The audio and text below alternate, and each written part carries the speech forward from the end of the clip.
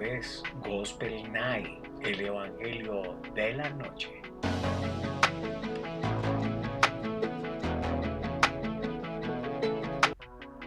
Hola queridos amigos, muy buenos días. Hoy estamos acá en Gospel Night terminando nuestro apartado del Salmo 1. Es algo muy importante porque pues tenemos más adelante tenemos unas citas bíblicas y tenemos unos comentarios relacionados con Charles Spurgeon, tenemos con Martin Luther, que son unas opiniones demasiado fuertes que usted debe considerar. Este es nuestro segundo capítulo y yo sé que muchas personas necesitan de esta quietud, de esta forma. Recuerde que estamos hablando del Salmo 1. Sí, el Salmo 1 nos ayuda a darle un poquito más de luz a todo este asunto para que podamos trabajar realmente por lo que nosotros queremos en bienestar de la bendición. Sí, queremos ese bienestar de esa bendición de Dios, y esa parte pues la podemos lograr a través de que si usted quiere estar allí, si usted quiere disfrutar de este momento especial, si usted quiere compartirlo, si usted lo quiere cuestionar, si usted lo quiere hablar, si usted lo quiere orar, todo depende del espíritu que haya en usted. ¿Sí? Cada uno tiende a manejar su forma, ¿no? A manejar esa forma con el dominio propio, con el fruto, con todas esas cosas que Dios le ha proporcionado a usted como hijo de Dios. Entonces, en esta mañana o en esta noche o en esta tarde donde usted nos escuche, pues estamos aquí dispuestos para poder entrar en esa bendición de Dios y pues aquí estamos, aquí estamos. Bueno, entonces estamos hablando de este salmo y la parte que yo quiero tocar es la siguiente. Está en la nota de Joe Spencer, ¿sí? Dice su artículo que da su fruto a su tiempo. El Señor sabe que hay tiempo para todo, ¿sí? Analiza las distintas oportunidades que se nos presentan en cada circunstancia y ve cómo aprovecharlas y anota en nuestra cuenta. No debemos dudar, pues, ni por un instante en sacar el mejor partido posible de cada una de ellas. Como los paralíticos en el estanque de Bethesda, permanezcamos alertas siempre, atentos y dispuestos a saltar cuando el ángel remueve las aguas. Cuando la iglesia está afligida, es tiempo de oración y de aprender cómo la iglesia crece. Es tiempo de alabanza. Es la hora del sermón. Escuchemos lo que Dios tiene que decirnos. Si estamos en compañía de hombres sabios y eruditos, extraigamos de ellos conocimientos y consejo. Si somos tentados, es tiempo de apoyarnos en el nombre del Señor. Si tenemos el privilegio de ocupar algún lugar prominente, estamos en autoridad. Consideremos en todo momento lo que Dios espera de nosotros y en tales circunstancias, de ese modo como el árbol que da vida y que da fruto cada mes, sepa que cada cristiano cual hombre prudente alternar sus tareas y moverse acertadamente en toda circunstancia para dar también su fruto a su tiempo. Joe Spencer, 1559-1614. Que da fruto a su tiempo, o sea que la palabra tan bella, admirable y fecunda es aquella por la cual se constituye y establece el escenario de la libertad, en justicia donde se mueve el cristiano. Los impíos tienen sus normas, sus tiempos, sus días marcados, sus ocasiones y sus lugares determinados donde llevar a cabo sus buenas obras, y se apegan a ellos estrictamente hasta el punto que ni aun cuando su vecino muriera de hambre, abandonarían por tal razón sus calendarios y sus costumbres. Pero el hombre, bienaventurado, sintiéndose libre de todas esas ataduras, fechas establecidas, lugares apropiados y personas seleccionadas, obra con plenitud y libertad. Acude en todo momento y en todo lugar allí donde pueda ser útil, dispuesto a servir, ayudar donde quiera que haya una necesidad. Y todo lo que se presenta para hacer, sea lo que sea, lo hace, porque no hace excepción de personas. No se considera ni judío, ni gentil, ni griego, ni bárbaro, ni escita. Simplemente se limita a dar fruto a su tiempo, en todo momento y en todo lugar donde Dios u hombre requiera de su trabajo y esfuerzo. Por tanto, sus frutos no tienen nombre y sus acciones carecen de calendario. Martín Lutero, 1536-1546. Y su hoja no cae. Fijaos en el salmista, sitúa, habla y escribe antes del fruto de la hoja. El propio Espíritu Santo enseña a todo predicador fiel que el reino de Dios no consiste en palabras sino en poder. Este es un concepto que se nos reitera en la Escritura una y otra vez. Jesús comenzó a primero hacer, después a enseñar, y era considerado un profeta poderoso en sus obras y en sus palabras. De ello se desprende que todo aquel que ejerce el ministerio de la palabra y predica la doctrina debe priorizar y anteponer los frutos de su propia vida y conducta a su predicación, si no quiere que su ministerio se marchite, porque Cristo maldijo la higuera que no daba fruto. Pues, como bien lo expresó San Gregorio, el que tal hace es menospreciado y condenado en base a su propia predicación, como predican los que otros que deben hacer cuando él mismo es reprobado. Martín Lutero, 1536-1546. Todo lo que hace prosperará, o sea, todo lo que hace, construye o fabrica o toma en su mano, prosperará. Y aquí es importante que prestéis mucha atención y entendáis correctamente que este prospera no se refiere a la prosperidad material humana. El salmista está hablando con una prosperidad oculta que proviene de la fe y habita en las profundidades más cercanas del espíritu.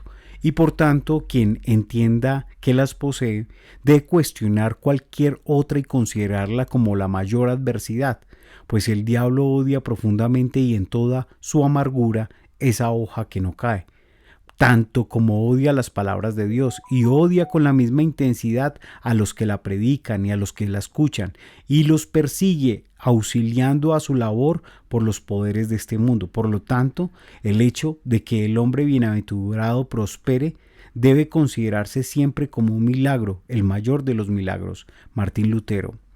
Todo lo que hace prosperará. Algunas traducciones críticas de este salmo, apoyadas por diversos manuscritos y algunas versiones antiguas, sostienen que una traducción dinámica más correcta, como ese todo prosperará, podría ser y todo lo que produce alcanzará su madurez. Una opinión que no deja de tener su razón y sentido, pues semejante a traducción enlaza y completa mucho mejor la figura del árbol, y su fruto argumenta sobre el que pivota todo el texto, Charles Spurgeon. Todo lo que hace prosperará. Si surge como consecuencia de andar con Dios, la prosperidad humana es muy dulce. Es como el cero, que cuando va colocado detrás de un dígito multiplica el valor de ese número. Aunque el propio cero a sí mismo carezca de valor y no sea nada, da valor cuando está en el lugar correcto. John Trapp. Versículo 4. No así los malos, que son como el tamo que arrebata el viento. No así los malos, que son como el tamo que arrebata el viento. En cambio, los malvados son como la paja que arrastra el viento. Nueva versión internacional.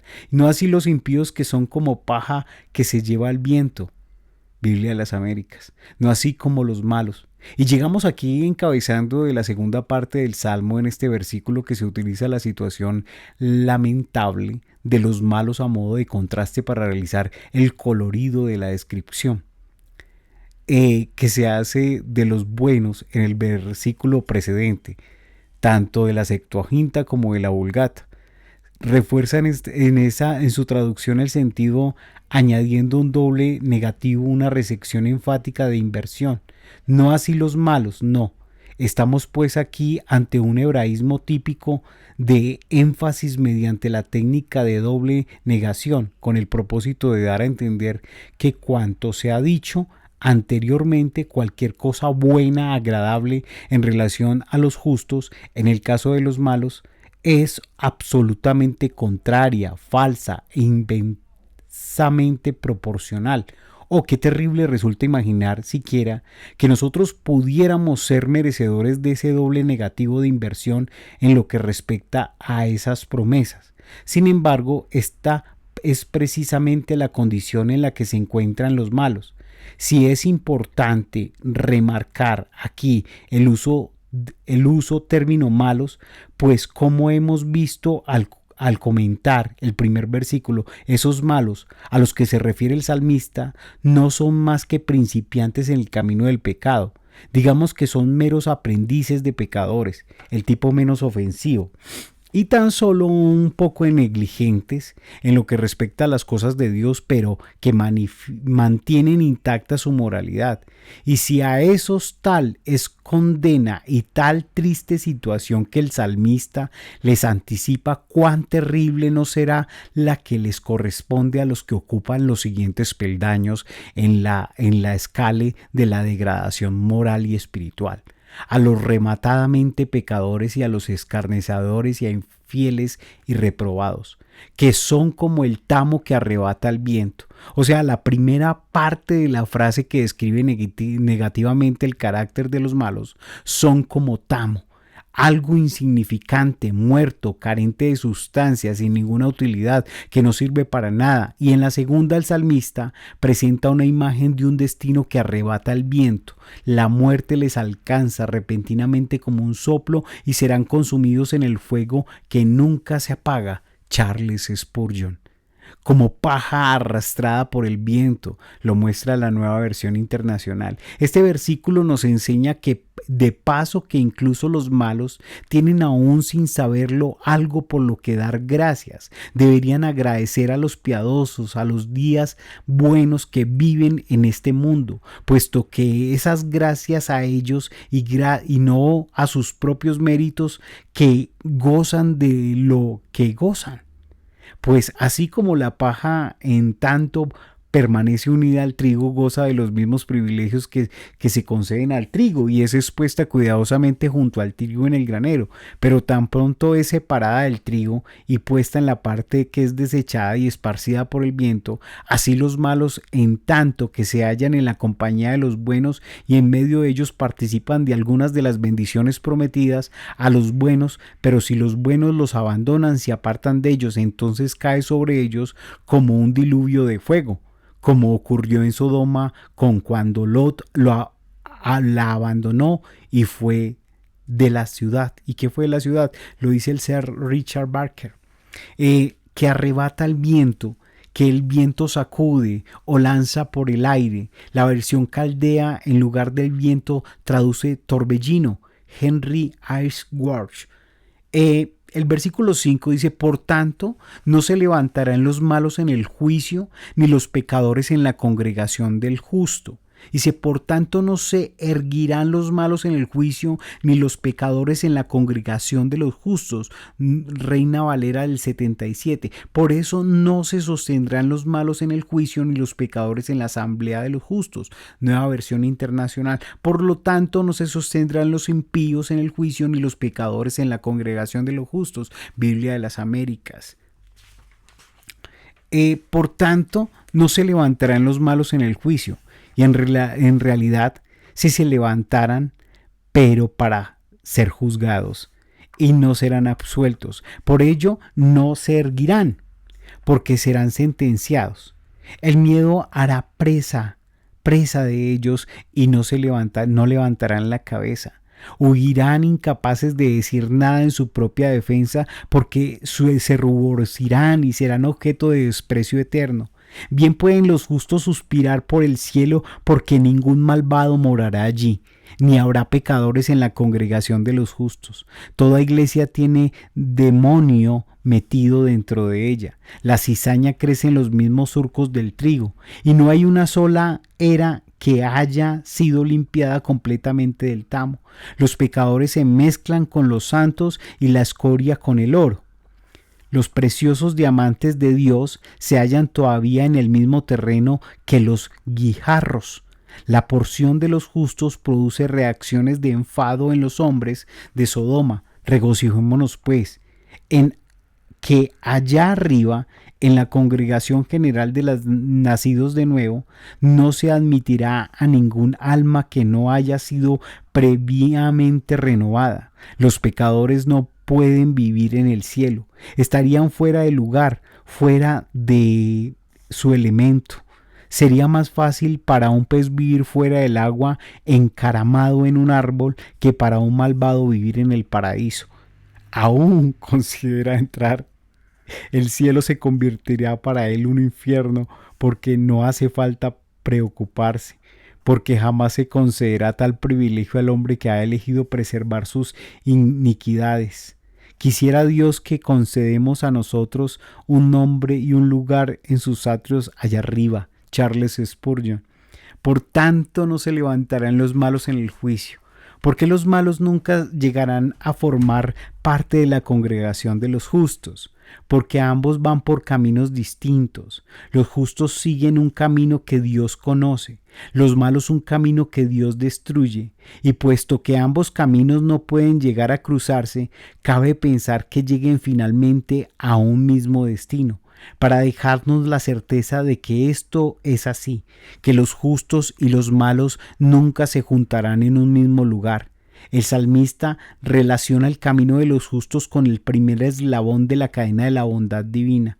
Su conocimiento, Jehová conoce el camino de los justos, y él relega el camino de los malos al último eslabón de la justicia divina, que es su destrucción, pues a pesar de que la justicia y la misericordia de Dios se entrecruzan con frecuencia y son continuas la una a la otra, en sus extremos el primer eslabón de su misericordia y en el último eslabón de su justicia nunca se encuentran.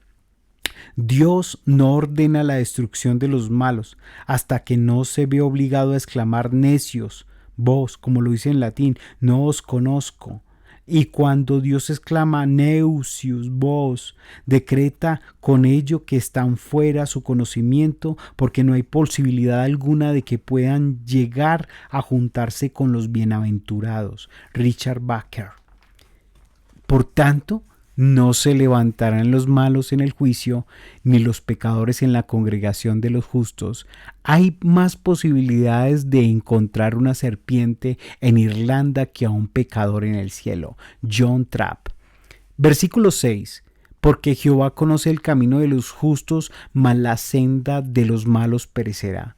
Porque Jehová conoce el camino de los justos, mas la senda los conduce a la perdición. Reina Valera del 77. Porque el Señor cuida el camino de los justos, mas la senda de los malos lleva a la perdición. Nueva versión internacional. Porque el Señor conoce el camino de los justos, mas el camino de los impíos perecerá. Biblia de las Américas. Porque Jehová conoce el camino de los justos, o como dice el hebreo, de modo todavía más enfático, el Señor es conocedor del camino de los justos. Y permanece atento, observando constantemente su camino, y aunque éste pueda cruzar por la mitad de la niebla y la oscuridad, aún en tales circunstancias el Señor lo conoce y está al corriente de todo lo que le sucede.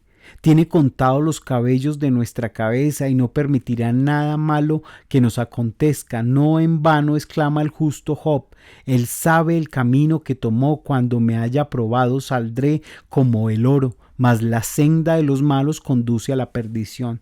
No solo van a parecer ellos, sino también en su camino. El justo esculpe su nombre con cincel en la roca, el malo escribe un recuerdo en la arena. Los justos eran surcos en la tierra y siembran aquí una cosecha que no estará lista para ser recogida. Hasta que entren en los goces de la eternidad, los malos harán sobre el mar, y aunque puedan parecer detrás de su quilla, dejan un rastro brillante. Muy pronto será barrido por las olas, y el lugar por donde han pasado se olvidará de ellos para siempre, pues incluso el camino mismo de los impíos, como dice la palabra, perecerá. Y si alguno recuerdo queda de él, será en un recuerdo malo, porque el Señor hará que el nombre de los impíos se pudra para convertirse en hedor en la nariz de los buenos, y para que el camino sea conocido únicamente por ellos mismos a causa de su putrefacción.